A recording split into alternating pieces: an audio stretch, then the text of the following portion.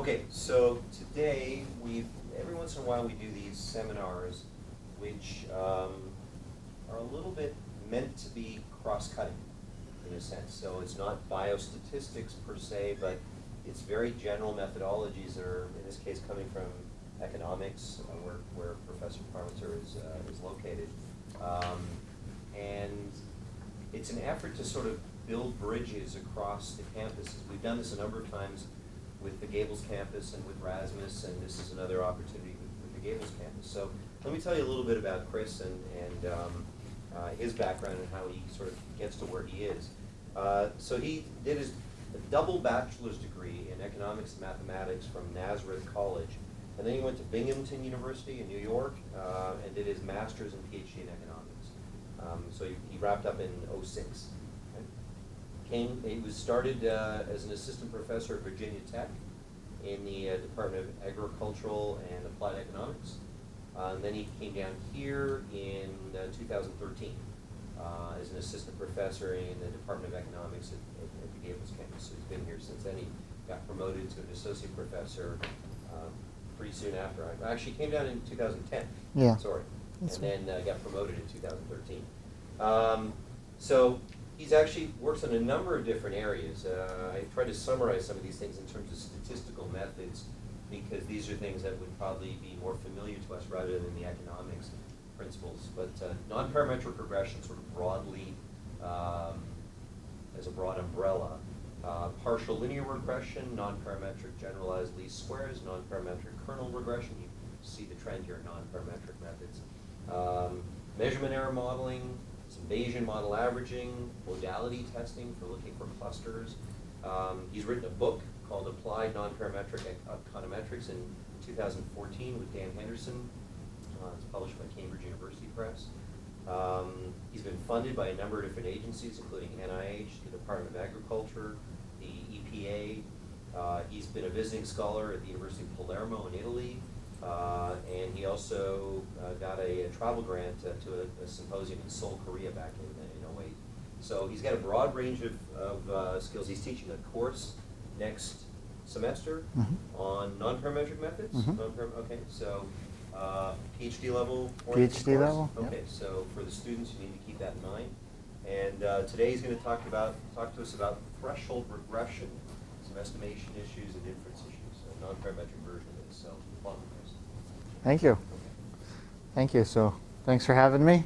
I was here one time before for a different seminar, so I have a little bit of familiarity with this group, but not too much. I will say, at any point in time during my talk, if you guys have questions or comments, please feel free to chime in. I know different departments have sort of different cultures with that, and I'm used to sort of just going back and forth. So if there's anything that's not clear, you'd like me to explain something a little bit different, just cut me off. So this is a project that's been going on for several years now, and how it sort of began.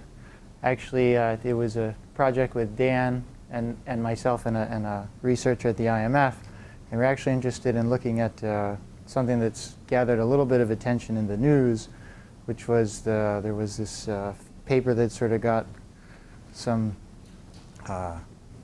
notoriety in the New York Times, written by a few economists that were looking at this effect of country-level debt on economic growth. And there was an argument there's a sort of a threshold level of debt beyond which that you go, that basically acquiring more debt is absolutely no good for growth. And so we started that project. It didn't really materialize the way that we had wanted to, but in the process of working on that, Dan and I sort of started working on the origins of this paper, and then Leanne Junsu joined maybe about a year or so ago. And we really just started to make this sort of a general paper. So the basic idea is as follows. You can think of something very generic that we all come across, which are thresholds in our lives. So at least if we're thinking like medical, they might say something like, once your blood pressure is a certain level, then we start prescribing drugs. That would be a threshold, right? As soon as you hit some number on your blood pressure, we start prescribing drugs. You could think of something along the lines of, if you're flying and you have little children, airlines usually let the kids fly free until they're 2. As soon as they're 2, you have to start paying. That's a threshold, right? So The difference that we're going to have in this paper is that that threshold where it occurs will be unknown to us, and we need to recover it. But beyond that, it's the same type of a model. I have something that's going to happen before a threshold kicks in, and then something that's going to happen afterwards. Okay? And so there's sort of two pieces that are involved in this paper. One part is a very general theory of what we call semi-parametric M estimation. And then once we have that theory laid out, one of the applications of that theory is going to be this non-parametric or semi-parametric threshold regression. And pretty much what I'm going to talk about today is just some of the main theoretical results that we have. We're still working on putting in a proper application into this paper. We haven't found one that we really like that's sort of fits real well. And it's still a work in progress, so any comments or feedback, certainly appreciated. Okay, so let me show you the sort of the general problem, which is this bullet point here, this semi-parametric M estimation. I have a criterion function that looks like this sort of jagged guy here. And the parameter of interest, gamma, this is going to be this threshold, is going to be right down here at 0. And I've noted that with this dashed red line. And the problem that I have is the function that I'm using to figure out where this is occurring has this flat spot here. And this flat spot causes me all kinds of problems, because in general, the types of criterion functions we work with when we're doing estimation, they're nice and smooth. And that means that when we get near where the best case is, the function is going to rise on every single side of that point. And then when we take a derivative, it's very easy for an estimator in general to pinpoint where this is going to be, at least with a large enough sample. And the problem that I have is that no matter how big my sample necessarily is, I'm always going to have this flat spot that's going to be both on the left-hand side and on the right-hand side of this object of interest. And that makes estimation much more difficult. Right? So I have this flat objective function. And this is sort of what's going to be new that we're studying here. And this objective function is basically an outcome of the type of estimator we're going to look at when we're estimating this threshold. Okay? And the real issue that we have is simply that the parameter of interest gamma, it's not uniquely identified. There's a whole range of values that it could take. And we need to somehow fix that in our estimation problem. In general, we always have a uniquely identified estimate. So you're thinking doing least squares. As soon as you have that your covariate matrix has full rank, let's say k, it can be inverted, and that will produce a unique estimate. So you don't have to worry about numerous values appearing. Okay? So this is the type of problem that we're going to encounter, and the type of application that we're thinking of is something along the lines of this. I have an outcome y, I have one variable x, just for illustration, and there's going to be this break in the relationship between x and y, and we have essentially three things going on simultaneously. One is estimation of the actual relationship, which is the red line. Number two is the occurrence of where this break happens, and number three is the jump in this relationship. So 1, 2, 3. Those are the three things we want to do. Now, this model is quite popular in economics. It's been applied repeatedly, except it's always applied with the caveat that the relationship of interest is typically specified to be linear on both sides of where that jump is. And what we're going to be doing in this paper is essentially allow for that jump to be potentially nonlinear on both sides of this jump. And so the issue that we're going to have is we need to estimate essentially four things. We have to estimate the relationship between x and y below the threshold. We need to estimate the relationship between x and y above the threshold. We need to estimate where the threshold occurs, and the jump. So those are the four things we want to develop estimation or estimators for. And as it's going to turn out, we're going to have objective functions that essentially look like this. So we can't use standard results. If we could use standard results, this would be actually a much easier problem than it turns out to be. So, okay. Now, just sort of a brief literature review. We're certainly not the first trio of researchers to think of these types of problems. So, sort of general estimation type problems, i.e. properties that a criterion function must satisfy to produce a consistent estimator, to produce an asymptotically normal estimator, at least in the econometrics realm, include, there's many more papers than this, but these are some of the most well-known and prevalent papers. The one that's really going to be, we're going to base our work on heavily is this Chen, Linton, and Van Kylgum paper. that appeared about 10 years ago in Econometrica. In terms of the threshold regression, there's been quite a bit of work on the parametric side. And when I say parametric, I just mean that linear figure that I showed you, linear and linear. There has been recently some work in the non-parametric realm that's similar to what we're doing. Some of the papers that appear here don't have the same types of issues with their objective function, and they're using just sort of different tricks than we're going to use. And then lastly, there's also a related literature that appears in what's known as the regression discontinuity literature. The big difference with the RDD literature is that in the RDD literature, the cutoff is known. You don't estimate that. That'd be something akin to a doctor prescribing medicine. Let's say blood pressure hits a certain level. There you know where the threshold is, so you're only worried about, the main object of interest is that jump size. And in the RDD literature, where you really focus your attention is whether or not you have random sampling. You can treat the people on both sides of the break as essentially a random sample, so you can sort of claim that you have a causal effect, you have exogeneity, all of these classic things. But in general, the ideas that appear here are quite similar to what exists in both the parametric and the non-parametric realm. So there's been work on this problem, and our main sort of objective is we have a very general theory that lets us sort of put a lot of things together that some of these other papers don't have. So, all right, so any questions so far? No? All good? All right. So just to review, so you get a sense for how our estimator is going to work, let me walk you through how the estimator works in the parametric case. So what we're going to have here is just a pure linear DGP, with the only difference is going to be Q. Some threshold variable, which may or may not belong to X, is going to be less than a cutoff value gamma.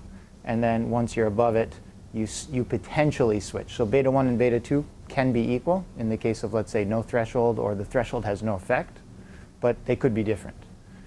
And so what I'd like to be able to do is to estimate beta 1 and beta 2 as well as gamma. And this is the classic paper of Hansen 2000 in Econometrica. And the way in which Hansen proposed estimating this problem was very simple. He said, let's create an indicator function 1, which just is 1 when my threshold variable is above the threshold, and it's going to be 0 when it's below the threshold. And then what I'm going to do is simply add and subtract in that indicator function such that I end up having a single regression, which is going to be yt equals to beta 2x plus delta, where delta is going to be the difference between beta 1 and beta 2, times this indicator function. Now, if you knew gamma here, this is just OLS. You'd get your data. Somebody tells you what gamma is. You'd manually go into your computer, calculate a bunch of zeros and ones, depending on where Q was located, and then you just pass it off to whatever your favorite regression package is, and it would give you all your estimates. So the real challenge is in estimating this is simply that gamma is not known.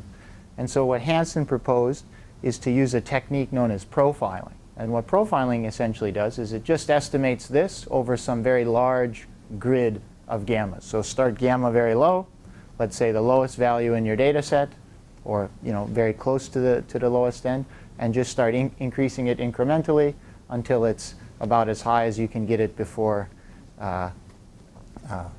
no x's are either above or below. Because keep in mind, if you set gamma too high, everything is going to be below it.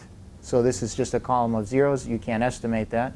And if you set gamma too low, everything's going to be above it. This is a column of ones, and you can't separately identify this from an intercept in your model. So you have to keep gamma within some range relative to the size of Q.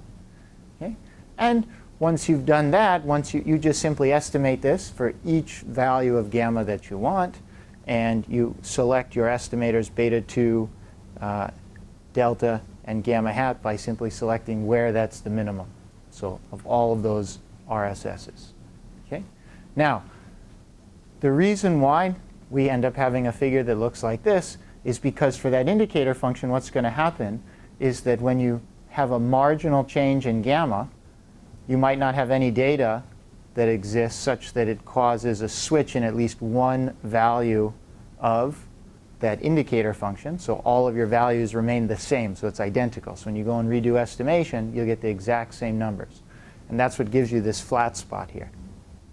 Now, Hansen's trick around this in his, so he had the same kind of a problem, but his trick was essentially to assume that in the limit, delta goes to 0, i.e. in finite samples you have this threshold, but in very large samples you wouldn't have it. And so what that does is asymptotically it gets rid of that flat spot, and so he doesn't have too many problems. We don't want to do that. We don't want to assume that the threshold is going away asymptotically. So that's going to lead to obviously having to adapt some problems. But that was how Hansen sort of attacked this problem, was by simply assuming that beta 1 and beta 2 are equal if you have a really, really, really large sample. Okay. Now we're going to have the same type of problem with one distinction, which is we're going to leave our relationship to be completely unspecified. So now I'm going to switch from having a beta 1x to an m1 of x. So m1 is just going to be some unknown function, and m2 is also going to be some unknown function. So I'm just going to have a function, and I want to estimate that. And we're going to use the exact same trick that Hansen used, which is we're going to create this indicator function for whether or not q is above or below the threshold. We're going to add and subtract it in and have pretty much identical to what Hansen has, with the only difference being now that we have these unknown functions alpha and beta as opposed to just fixed parameters beta 1 and beta 2. Okay. So in this case, our alpha is going to be the original function when you're below the threshold, and then our beta is going to be the difference in those two functions. And so once we estimate alpha and beta, we can easily recover m1 and m2, as well as the location of the threshold. Okay. Now, estimation in this case would proceed identically to Hansen, with the only distinction being that because alpha and beta are left unspecified, we don't do OLS, we essentially do weighted least squares. And our weights are going to be dictated by this kernel function. And you'll notice that little h in there. And for those of you that are familiar with nonparametric methods, this will be quite standard for you. But that h is essentially just a measure of the closeness between the point little x and the data point xt. The closer those 2 points are, the larger the weight. The further away those 2 points are, the smaller the weight. And h here will dictate the sort of local sample size that you're going to be using in constructing those weights. Okay? And in general, this type of a setup here is referred to as what we call a smooth coefficient model. The reason being that x actually this indicator function here, assuming that gamma is known, is nothing more than a covariate. And so what we have is a varying intercept and a varying slope coefficient times this one covariate in our model. And we give that the moniker a smooth coefficient model. Now, this setup here is purely for the case when the threshold variable q does not belong to x. This model won't work if q and x overlap. And the reason is, if q and x overlap, then alpha and beta can't be identified. The reason being that you would only be observing one or the other. You never observe for the same q both alpha and beta. So you'd only observe, let's say, alpha below the threshold, and you'd only observe m2 above the threshold. You'd never have a chance to observe this beta, this difference between them.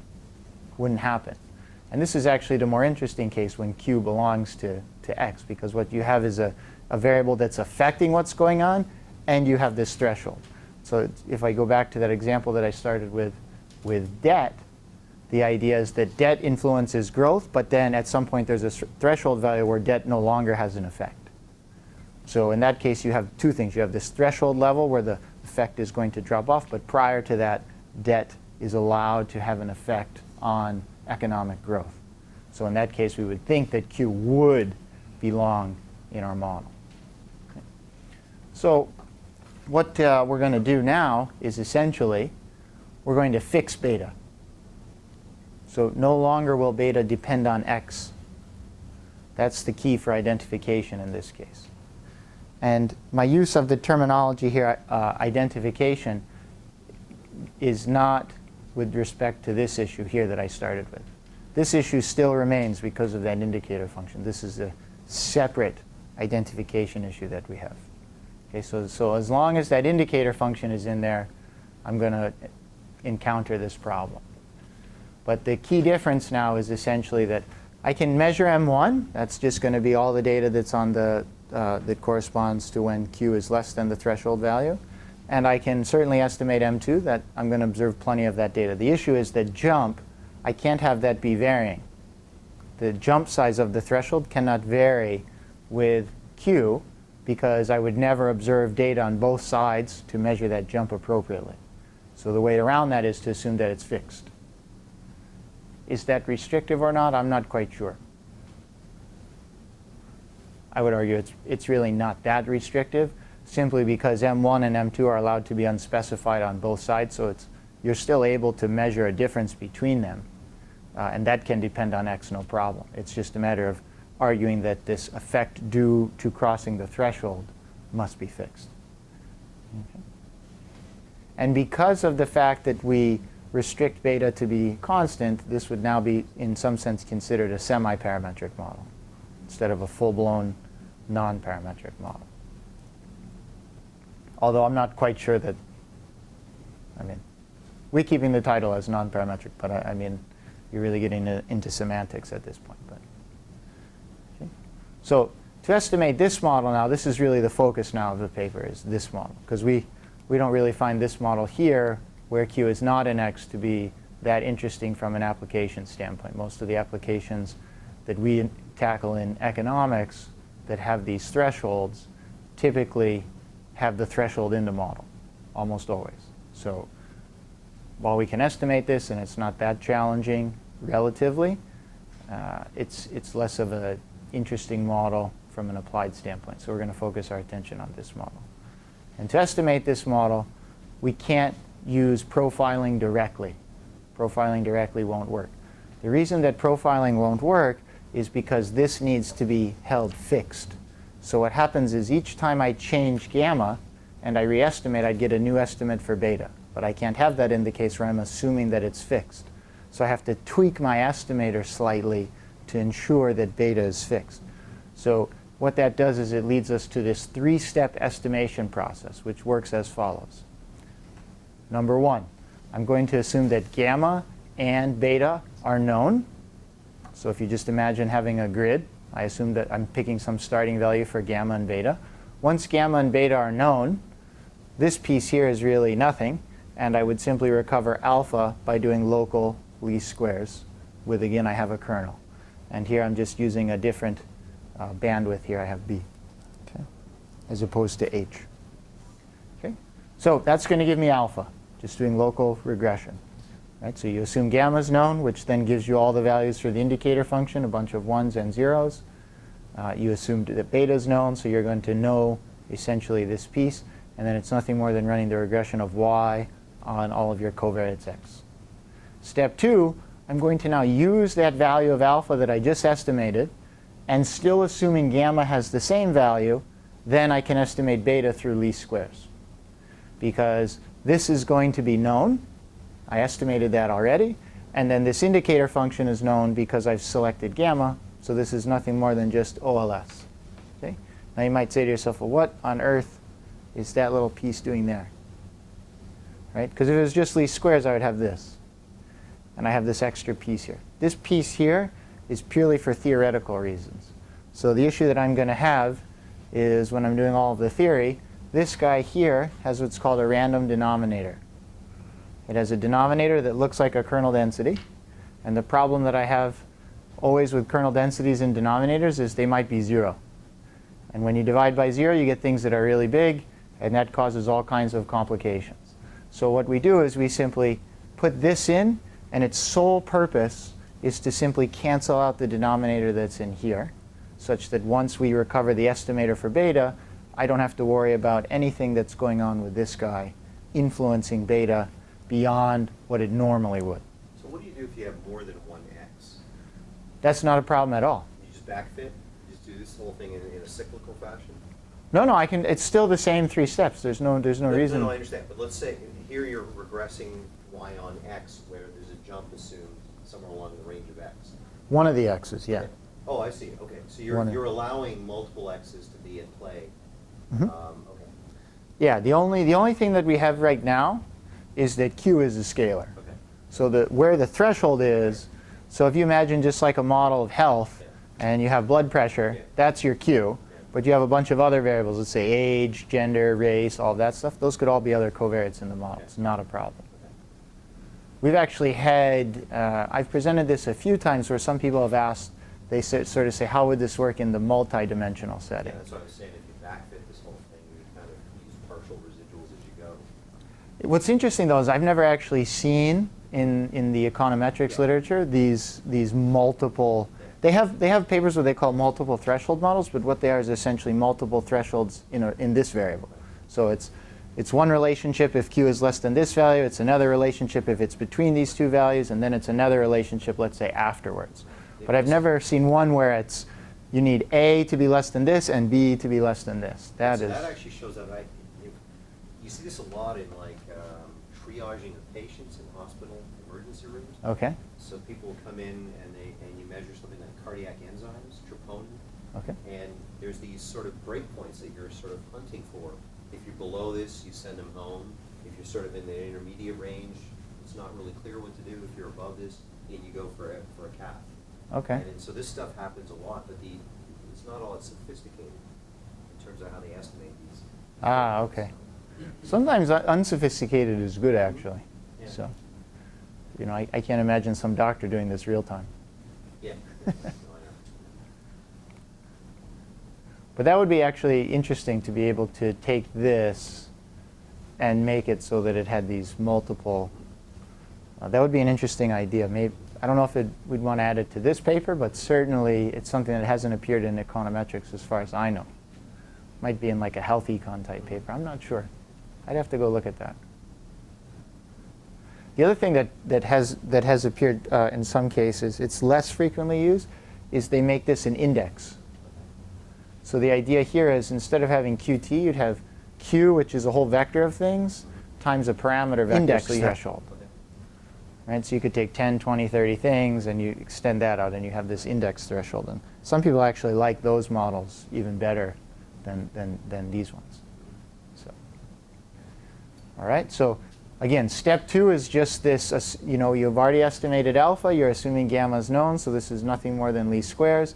And this chunk here is just appearing as a theoretical trick to ignore any concerns we have that this thing has a denominator which potentially might go to 0. An alternative way to handle this trick is when we estimate here, we would use a technique known as trimming, where trimming would essentially cut off values of x where they have no neighbors, so to speak. So in this case here, if you had a value of xt that was really far away from the group, instead of calculating it and estimating it, you would just simply remove it from the estimation. You don't remove it completely. You just remove it when you're doing this estimation for this guy here. So that's another way we can do it. The problem with trimming, though, is that trimming typically is less desirable than this trick here, because this trick here doesn't involve sort of anything that people would consider to be arbitrary. Whereas trimming, there's always a how much do you trim? 1%, 5%? How fast does the trimming go away? And there's less theory and insight on that than there is here, where you're just getting rid of the random denominator completely. And then the last step is, OK, we've estimated beta. We've estimated alpha. Now, the only thing that's unknown is gamma. So we simply calculate the minimum of this squared error function here relative to my estimates of alpha and beta over gamma. And you just repeat this process over and over and over again. So that'd give you one estimate of gamma. Then you'd have to go back. And once you know gamma, I have, instead of calling it step 4, I just call it step 3a, which is once you know gamma, you recalculate alpha and beta. Because remember, each alpha and beta are calculated with respect to a given gamma, not necessarily the one that minimizes that criterion function. So once you've done that, you simply work your way back through, and then you're done. And so this will give us estimates of alpha, the unknown function to the left of the breakpoint, beta, the jump size, and gamma, where that jump is going to occur. Okay? So that's the estimator. Sort of 3 steps. And in general, it's pretty straightforward to implement. There's nothing that's really sort of new in any way. It's just all the combination of them that makes it new. Now, in terms of looking at the how is this thing going to work in practice? How is this thing going to work in theory? So here's where we start to bring in a lot of technical conditions. So first, I have up here assumption A1, which I'm just calling the model setup. We're just sort of in here assuming that things are well behaved in terms of the density of our data, in terms of the function itself, in terms of that jump size, in terms of the relationship between the error terms and the covariates, which you're going to see here. So in fact, everything that we see on assumption A1, completely standard. There's nothing that's sort of beyond the pale with respect to anything else that has appeared in the literature. Okay? We're also going to be using sort of Taylor expansion, so we're going to assume that certain higher-order derivatives exist of different objects, namely the densities and these unknown functions. And so that's what condition 1 and condition 2 are here, is essentially allowing us to take derivatives of our densities and allowing us to take derivatives of that function alpha, that M1 function beneath. Okay. Now where we get to a little bit of some newer type conditions is first the kernel. We're just going to be using a symmetric, in general a second order kernel, but I have it listed here as a newth order kernel. That would just depend typically on the dimensionality of your setup. And then I have a sort of a Lipschitz differentiability type condition, which is also fairly standard. What's not as well standard is this condition on the kernel. And what this is simply an identification condition. The kernel has to be able to satisfy this very oddball looking constraint here such that we can identify everything. The good thing for us is most of the commonly used kernels in practice satisfy this condition, so it doesn't really rule out anything, but it's certainly not something that would appear in general nonparametric regression. So if I was just, you give me some data and I was just going to do nonparametric regression, I would typically want these first two conditions to be satisfied, but I would have no worries over this last one. But because of the setup of our problem, I need this very oddball condition. And then the last thing I need is some rate of decay on the bandwidth. The simple idea being that when you're using non-parametric methods, as you get larger sample sizes, you don't need to do as much smoothing. And what I mean by as much smoothing is by your width of your bandwidth. So you can allow that bandwidth to shrink, and it needs to shrink at some rate that's in some sense proportional to what you're allowing your sample size to increase by, such that it's going to provide an appropriate balance between bias and variance, which is sort of the common trade-off that researchers using these types of methods face. So the way to think about it, large bandwidth, large bias, low variance. Small bandwidth, small variance, high bias. And you sort of pick your B to compromise between those two things. And how you do that is typically dictated by the type of model setup you have. And in our case here, we're going to assume that B, our bandwidth, has a polynomial rate, which is certainly standard. And that rate needs to be between these two conditions. Keep in mind where are these conditions coming from. D is the dimensionality. That's simply the number of covariates I have. This lambda bar, that's the order of differentiability of the kernel. And nu, keep in mind, is the order of the kernel.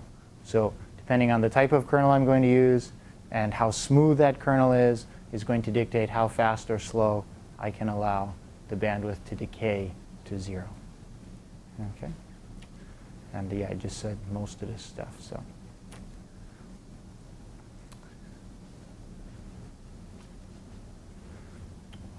Let's see. Do you have any weird issues with endpoint? It doesn't. Biases? The When end. you get these jump things and they're sort of confounded with the estimation procedure? Well, that's sort of interesting. So in general, we don't have this problem because we typically would want, or we would typically have a setup where the threshold is far enough on the interior that it's not really encroaching upon, let's say, the boundary region per se. But that's all stemming from the fact that we typically are starting with a bandwidth that's small enough that collapses that boundary region away. I mean, I guess we could go in and really make the bandwidth large. Where that would be an issue, actually, is if you're doing bandwidth selection with this estimation. So everything we have right now is the bandwidth is just like fixed coming down. But let's say you're doing practice, you're going to do a cross-validation type approach. If the bandwidth was much too large, then where that threshold is gets conflicted with the boundary region, and that could cause a problem. One thing we could do in that case, we have not explored it whatsoever, but here in step 1, instead of doing local constant estimation, we could do local linear estimation. And the local linear estimator sort of has these robustnesses to edge effects. So we could do that. And that would just entail adding in instead of this constant term here, alpha, which even though it looks like a constant alpha, it's dictated by this point x. I change x, then I change this. I could simply add in one additional term here, call it, let's say, I'm running out of terms here, psi. And I could have alpha plus psi, and it would be a Taylor expansion in the x's. And what that would do is essentially make this estimator sort of invariant to these boundary regions. So we could do that. We haven't looked at it here. And none of our setup is, we would have to simply extend this. This would need to be higher order differentiable than the way that it currently is, but not by much. Other than that, I don't think we'd need anything. This condition would probably change, I would imagine. Not sure how it would. Okay. And then this last condition here, this very oddball condition that we have here, this is simply this lambda 0 is such that it's controlling how differentiable the function is allowed to be, and that is directly linked actually to how fast this bandwidth can decay. And the reason that we need that is because, as it turns out, our estimator of gamma ends up being what's known as super consistent, or almost super consistent, which means it converges faster than the standard parametric rate, which is root n. So if you think of your traditional OLS type estimator, you aggregate information that's roughly proportional to squared, right? And anything faster than that, you might think of that as being good, but sometimes it's actually can be harmful. So we need that condition here to sort of account for this faster rate of convergence for gamma. Okay. Now, a very simple example in terms of figuring out what the optimal bandwidth might be is assume that you only have a single variable. In this case, x and q would be identical, and you're only willing to assume that lambda is between 1 and 2, i.e. that's the order of the differentiability. Okay. So the first thing from our theory that this would suggest is that we can use a second order kernel. That's standard, something like Epinechnikov. And what this would essentially do is allow us to pick a bandwidth in the range of, let's say, 0.25 to 0.33333, somewhere in that range. If you've studied non-parametric methods before, typically in a one-dimensional case, the rate should be about 1/5. So in this case here, we're actually assuming that our bandwidth is decaying to 0 faster than what's optimal in a traditional non-parametric regression setting. Okay. Now, the first theorem that we're able to establish in this paper is that our estimator is consistent. So gamma hat, our estimator, minus the true value gamma 0 is little op1. That just says in the limit with probability approaching 1, or sorry, with probability equal to 1 in the limit, this guy is identical to this. Okay. Now this theorem, to establish this was, this is where we had to go all the way back to this problem that I started off with. Using standard tricks, we couldn't do this. And the reason is, as I get a larger and a larger and a larger sample, this flat region still stays. It never goes away. Right? So the idea is, no matter how much data you have, there's always these little pockets where your objective function is going to be flat. And so your estimator cannot, even if it wanted to, be with probability 1 identical to the true value, because you always have that flat spot, and it's a matter of how you pick it. So we had to essentially establish some new theory that worked out how to do, or how to show that an estimator is consistent when your objective function, which you're basing it off of, has these flat spots. Okay? And the way that we did that is we started with this paper by Chen, Linton, and Van Kaugem in 2003. And they had a condition that looks something like this. So here, m is an objective function. gamma is so they're not studying threshold regressions, but I'm trying to write this sort of in our notation. So m is an objective function, gamma is a parametric component, and m0b is a non-parametric component. And their argument that they have is essentially that the smallest value of that objective function, right, for any value of gamma that's some tiny distance away from the true value is always above 0. Okay, so that's their criterion. This obviously wouldn't work in our case because we never have this last condition here. Right, our function is flat. So if you think of the genesis of where this paper came from, you go back into the 80s, a lot of econometricians were studying problems. And so the first thing they did is they say, OK, assume that I have an objective criterion which is differentiable. Then I simply, to solve and make things work nice, I take a second order Taylor expansion, and that gives me everything nice, beautiful, no problem. But of course, that has to assume differentiability. So what Chen, Linton, and Van Kuylegom did is set up the exact same problem, but they dropped differentiability. But even though they drop differentiability, they still rule out flat spots, which is this condition here. So now the genesis is we're taking their approach, which allows for non-differentiability, but doesn't allow for flat spots, and saying, how would we do this if we actually had flat spots? Okay? And so the way to think about this, this is what's known as a strong identification condition. Okay? So your point, your object of interest is strongly identified. You're going to nail that thing. In our case, we're probably going to have weak identification, which is where sometimes you identify something with precision, other times not necessarily so much. Okay? And so this strong identification condition here essentially implies that the probability that gamma, which is any value, in this case could be the estimator, minus gamma 0 being greater than delta, is less than the objective function being bigger than some small value. Okay? And the way that they prove consistency is they say this goes to 0. So if this goes to 0, then the probability that your estimator is of some larger value than gamma 0, that must also go to 0, which means the flip of that, that this is less than delta, goes to 1. So that's typically the approach. And we don't have this luxury because we can't establish necessarily that this by itself is going to be bigger than this little guy. Okay. And again, this is just what I was saying. We're not going to have this strong identification condition. Okay. Now, the way that we do it, did I actually add it in here? Huh, where's that slide? It's totally missing. Oh, don't worry, we did it though. So the way that we did it essentially is we kept this condition here, except what we did is we introduced a division by a bandwidth here. What this does now is this essentially takes that objective function and inflates it by, because remember, the bandwidth is going to be going to 0. N gets bigger, bandwidth is going to 0.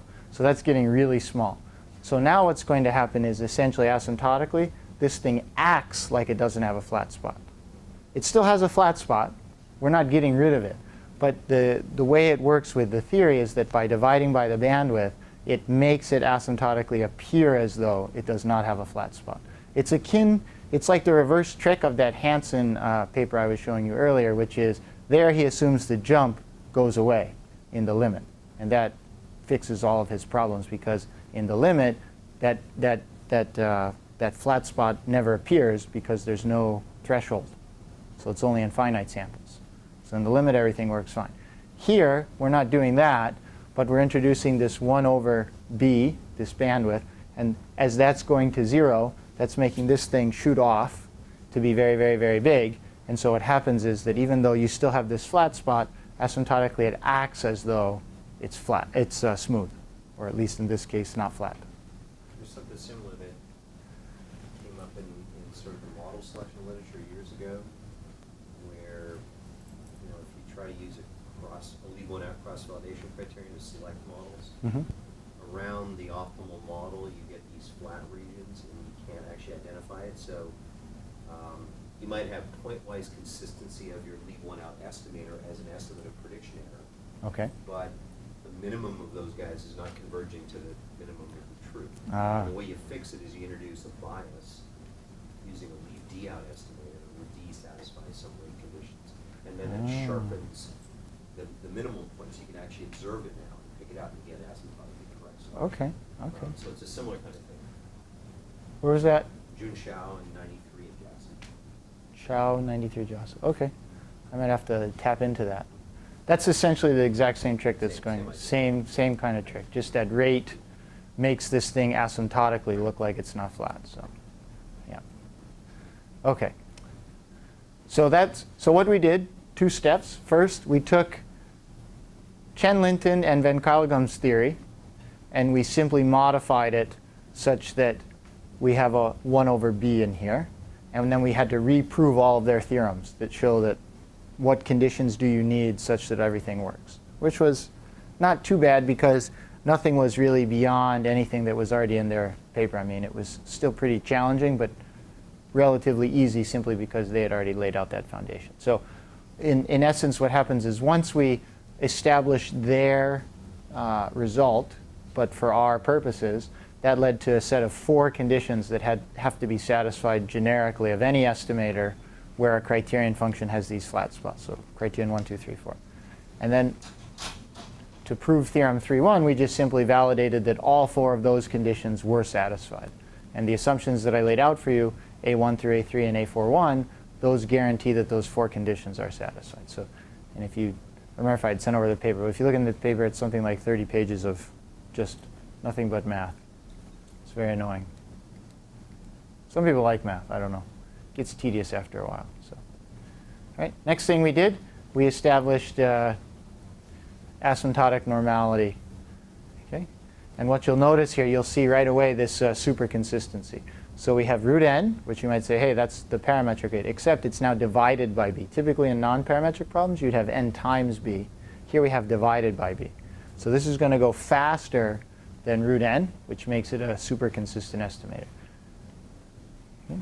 And it's going to converge to a normal, and that normal is going to have mean 0, and then this odd-looking variance term. And you might be asking yourself this plus minus, what's the deal with that plus minus? Well, in general, most researchers who estimate this model, they typically take one of 3 values for gamma. Either they take the far left point of this criterion function, the far right point, or the middle. And doing the middle usually has the best the best properties in finite samples, but the left and the right endpoints are easier to analyze theoretically. So the plus minus is simply because one person might want to use the estimator that's the left endpoint, and one person might want to use the estimator that's the right endpoint. In general, it changes nothing other than what these variance things look like, but they're all essentially symmetric. They don't change. How well does that, if you go back a slide, how well does that variance estimate behave? It's very not well behaved. It's pretty chaotic, actually. And it's quite hard to estimate, which is why in the title we have inference, right? So we talked about estimation, but then when you go to inference, dealing with this stuff here is very much a pain in the butt. So we are going to actually do some stuff with bootstrapping. Okay. So there's all this literature about these oracle type results in shrinkage estimation. Yep. You know, and when you look at the actual limiting distributions and try to apply them in practice and see what kind of coverage properties you're getting for your confidence intervals, they're horrible. Yep. And it's because of the super efficiency problem. It is. Yeah. We have the exact same problem. Yeah. We have just like the absolute worst coverage. In some cases, it's like 50%. So there's a fix, and it goes back to the bootstrap. There's a paper by Lahiri, Okay. S.N. Lahiri in the Annals. Yeah, we're going to do the theory. Okay. We're going to, Okay. yeah, we got it. Okay. Yeah. Or we're still working on it. That's actually why the paper has not been submitted yet. We're still fixing all of that, but we've been working on it. So yeah. Okay. So a few notes. One is that Chan, 1993, this is an Annals paper. He had beta fixed, which is different than Hansen's paper. And he shows that n, so not root n, but n times gamma hat minus gamma 0, that converges in distribution, but it converges in distribution that's something that depends on these additional parameters, which have no meaning relative to the true model that you started with, and this essentially makes inference almost impossible in his setup. Hansen's fix around that is to assume that beta goes to 0. You still have a super consistent estimator, but the distribution is much more manageable. It's just a two-sided Brownian motion. And his rate of convergence, instead of it just being n to the 1, it's now n to the 1 minus 2a. And a, in most of the conditions that he has, is that a is less than 1/4, which means he has super consistency. Okay? But the way that he gets a different result than Chan is he's not letting it shrink too fast. And what that does is that actually gives this sort of nicer looking asymptotic distribution, which can be analyzed. Okay? The whole trick that we get that's sort of different than these two papers here is that we're not messing with beta whatsoever. We're sort of keeping that guy fixed, and everything is just relative to the objective function. And so what that's going to do is just give us an asymptotic normal distribution, and we still have super consistency. Okay? The issue that we're going to tackle is we need this bandwidth now. That bandwidth parameter is entering. So here in this case, a is just a is not a parameter in Hansen's setup. A is just something that pops out based on the model primitives. Whereas in our case, our rate of consistency or our rate of convergence and distribution depends on the bandwidth which we use. So we can really mess this up if we pick beta too large or too small. Okay? The result that we have, this result is actually fairly close to a paper that appeared about 8 years ago in the Journal of Econometrics by Seau and Linton. And their trick, they were actually studying the Hansen threshold model that I showed you. But what they did, their trick was totally different. They replaced the indicator function with a CDF. And that CDF was smooth. And then everything in their model was smooth, and they could differentiate, and life was beautiful. And there they had a bandwidth parameter based on that CDF. And what you can imagine that CDF looking like is, as that bandwidth parameter goes to 0, it essentially looks like an indicator function. So in the limit, they're essentially making it look just like Hansen's setup. But in finite samples, they're going to have this nice, smooth CDF. They can take derivatives of that. They're going to have strong identification. They have no problems. And they actually have the exact same condition that we have. Root n divided by the bandwidth. Okay? But again, their model's parametric. The smoothing that they have is they're smoothing the indicator function so that they can take derivatives. Whereas our model is non-parametric, but we still get that bandwidth that's in there. Okay? And again, what we had to do to be able to establish Theorem 3.2, this asymptotic normality result, we had to go back to the Chen, Linton, and Van Kuylegem paper. They have a result for asymptotic normality of estimators for general criterion functions, which are not differentiable. And we had to reprove everything where we now allow for both non-differentiability and flat spots. That produced a set of 6 conditions, which we then had to verify those 6 conditions to establish this. So, and that's how we did that. So, all right, and then the last main result that we have in terms of just sort of the limit theory for all of this, we have that beta converges at rate root NB. This is somewhat disappointing because beta is a parameter, but yet we're not getting parametric convergence. We're getting standard non-parametric convergence, which is the root NB. And for alpha, we actually have the standard non-parametric convergence rate, which is if alpha is d-dimensional, then we have root NB d power. So this is standard, and this is standard, but what's not standard is number 1 here. I wish that the b was not there, but it's there. Okay. And that b simply pops up because when we were studying the behavior, the asymptotic behavior in these two guys here, what turns out is that there's a component of beta that depends on alpha. It's not independent of alpha. So the fact that alpha has to be estimated non-parametrically has an impact on beta. So those two things are not separate. No free lunch, that's correct. So that's why beta, we have this little tiny b here. It's going to depend on the bandwidth, and the reason for that is it depends on alpha. Okay. Now what's interesting about alpha is if you look down here at this normality result that we have, this first piece here, fx inverse sigma squared, that's the standard variance for a non-parametric estimator with no threshold. So the penalty for having this threshold and having to estimate it is this guy right here, this delta alpha. Okay? It turns out that this delta alpha is 0 if d is bigger than 1. So the only time there's any loss in efficiency relative to pure non-parametric regression is only in the case we have a single covariate and the threshold exists in that covariate. Beyond that, having just one extra covariate is enough to essentially be able to estimate that unknown relationship on both sides of the threshold at no loss in efficiency asymptotically. So again, this we show is 0 as soon as d is bigger than 1.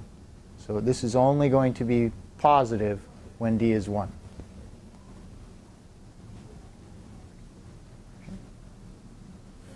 Now, let me sort of show you what's going on with this beta part now so you can get a sense of what's happening.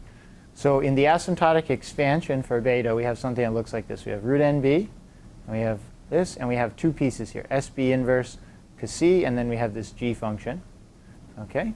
And what's going to happen is for Cassi is essentially based on two pieces itself, C1b and C2b. Okay? And C1b is present even if you knew gamma 0. And what's going to happen is you have this additional piece C2b, and that depends on gamma 0. Okay? And both of these pieces are estimated at the non-parametric rate. And so what's going on here is this piece here decays to 0 essentially at a non-parametric rate, at the root nb rate. So this piece never goes away parametrically. And we're thinking to ourselves, okay, we can get it to go away if we use like a quicker bandwidth or not, but keep in mind, piece 1 depends on gamma 0, the true value. So that never goes away, no matter what you do. And this is the part from estimation, and these two things contribute. And the only way that this would be 0 is if they just completely offset each other. But the only way they completely offset each other is if b is really, really, really, really small. So what that tells us is that there's no way to get beta to be estimated at the parametric rate in a non-parametric threshold regression model. That's not going to happen. Okay. And then how we showed that second result with the delta essentially being 0 is as follows. So here we have this piece. This would be a standard piece in the asymptotic expansion for our non-parametric estimator. And this depends on gamma 0 and beta 0. That would never go away. That's the part that produces this. And then the other part, this little chunk here, this depends on the estimation of gamma 0 and beta 0, except it turns out that this will be 0 when you have at least dimension 2. Okay. So these estimators work. I'll show you some simulations in a little bit that everything is good. Now, what's interesting, suppose we want to do inference in this case. How am I doing on time, by the way? 5 minutes. 5 minutes. Oh, perfect. OK. So suppose I want to do inference on this thing. Well, that asymptotic distribution, the only thing that's good for is to make students' lives miserable in some class. Right? So you say, go code that up, run some simulations for me, just because I don't like you.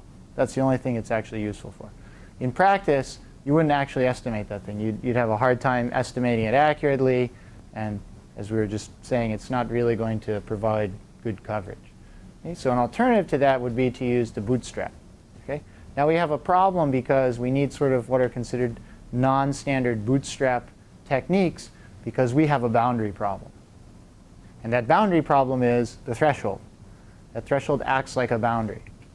And when you have boundary problems, the standard bootstrap approaches don't work. So let me give you an example. Suppose that x was distributed uniform between 0 and theta, and your whole goal in life is to estimate theta. Okay? Most common estimator, which is super consistent of theta, is just to use the sample max, the nth order statistic. Okay? And if you did that, you can show that theta minus theta hat divided by theta, that converges to an exponential distribution. So the limiting distribution of your estimator, theta hat, which is the max, is an exponential distribution. Okay? However, if you were to then bootstrap, so you wanted to do inference on that, you can show that the probability of theta hat, your original estimate, minus theta hat star, the bootstrap estimate, being 0 is approximately 0.63. And if you compare that to, let's say, here is a bootstrap here's the asymptotic distribution for a bunch of simulations doing exactly this exercise. So the red line's the truth, and you can see my little histogram here approximates this fairly well. If I did this with the bootstrap, this is what I get. Notice the spike. The spike occurs for the following reason. When you do the regular bootstrapping, you're just sampling with replacement. You're never, ever, ever drawing a value larger than the largest value in your data set, even though it's possible that the true value could be larger or smaller. But it definitely could be larger. It could be equal to, but it could be larger than the sample that you observed. And a naive bootstrap never respects that possibility. It always assumes that it's either that large value or beneath it. So what happens is you end up having too many draws that always return the same value. And that makes it impossible to accurately estimate the asymptotic distribution. Okay? So what we need to do instead is to use something like a smooth bootstrap. Okay? And just to reiterate on this, both a paper by you and Sao and Linton mention that you can't use standard bootstrapping in threshold models, parametric or non-parametric. So this argument doesn't pertain specifically to the fact that we have a non-parametric type threshold regression. Is there something weird about the 0.63? I mean, is it? I know it's a calculation, but is there some coincidence that that's also the probability of a sample point appearing in the bootstrap sample? I think that's exactly what it is. Yeah. Though. It's that Okay. is what it is. I don't think it's a coincidence. Okay. I think it's that. Yeah. Okay. So what we're still working on. So I don't have any theory for you at the moment. This is still what we're kind of in the throes of doing in terms of showing that this works. There's another paper that does this for the parametric bootstrap. So we're confident it'll work. It's just a matter of establishing all the theory. We're going to use a smooth bootstrap. So what the smooth bootstrap does is it says you keep your original data. So you're not doing any resampling with replacement. Your x's are your x's. What you simply do is you take for each x in your data, so take x1, and then you're going to multiply it by some draw from a normal times your bandwidth. They call that a smooth distribution. So what will happen is if epsilon's positive, now you're going to be making all your values slightly larger. And if epsilon's negative, you're going to be making all of your draws below that value. So what will happen now is you're going to allow, when you do the smooth bootstrap, some of your data that was originally above the threshold will be pushed below the threshold. So you're causing this sort of switch between being in one group or another. And that's what drives the ability of this type of a bootstrap to actually mimic what the distribution looks like relative to a standard bootstrap. A standard bootstrap cannot force any value to change its position relative to the threshold. And you need that. You absolutely need that. It's just like in doing a t-statistic in a regular regression. Sometimes, even if the null is true, you have to have the bootstrap be able to generate violations of it. Otherwise, it can't approximate the distribution accurately everywhere. So you have to have violations. The regular bootstrap can't do that because it says, look, you're always above it, you're always below it. And you just can't mimic the shape of that distribution appropriately. Okay, so now there are other ways to do smooth bootstrapping, but this way is perhaps the most simple.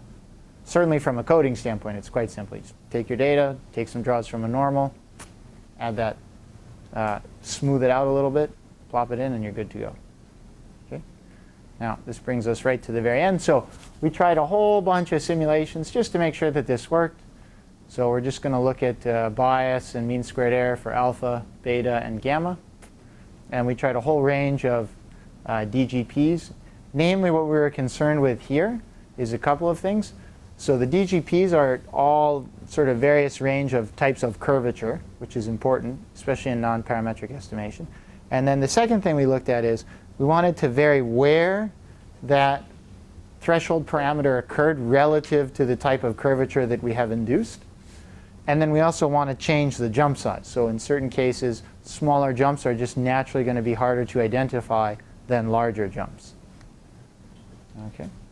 And for all of our simulations, we're taking epsilon from a standard normal. X is always going to be a uniform. The only reason we're doing the uniformity here is simply it makes it easier to control where the data is located relative to the curvature of the DGP. If you weren't happy with that, a different thing to do would be to pick one DGP and then vary the types of distributions you're going to use. But we're not going to have a big deal with that. And we're simply going to use sample sizes of 100, 200, and 400 with 1,000 simulations per experiment. We're going to use an Epinechnikov kernel. Okay. And here's just one example. I think we have something like 81 of these tables. So we have so many combinations. But in general, what we're going to look at is we're going to have bias and mean squared error for beta, bias and mean squared error for gamma, and then just weighted average squared error for alpha. And these are for different combinations. And you'll see all of the things that you would expect, right? Bias is decreasing as n is going up. Mean squared error is also decreasing. Same thing for gamma. Notice that gamma goes, the bias goes to 0 exceptionally fast. Same for the mean squared error. And the weighted average squared error is also decaying. And these results seem to be consistent for different values of beta and for different values of gamma. Okay. Now these I would expect to work well because up here you'll notice the signal to noise ratio is 0.9, which is quite high. If we lower it, that signal to noise ratio to 0.6, we still see roughly the same type of behavior, but it's not as good, which that's to be expected. Okay. And this is also for a different DGP. Okay. And again, I could just present you with table after table after table, but in fact, as a rule, I don't even really like presenting simulation results because I've never one time ever gone to a seminar and seen a speaker present simulation results and say, this shows that my estimator doesn't work. No one ever does that. They always show things that make it work, so it's sort of like a redundant, right? So it works. I know it works. So with that being said, let me just wrap up. So we have sort of two things, remember, going on in this paper. One is we have this very general theory when we have criterion functions which have flat spots that encompass the true parameter of interest. We had to develop some theory to allow us to work with those. And then this was applied to a very specific problem, which pops up all the time in economics, which are these threshold models. And we established all the necessary conditions to make it work with our general theory to show both asymptotic distributional behavior as well as consistency. And then lastly, I showed you some finite sample performance that this thing works. What we're currently working on is establishing the theory for the bootstrap so that we know that inference is going to be valid in most contexts and a proper application. Okay. And thank you for your attention.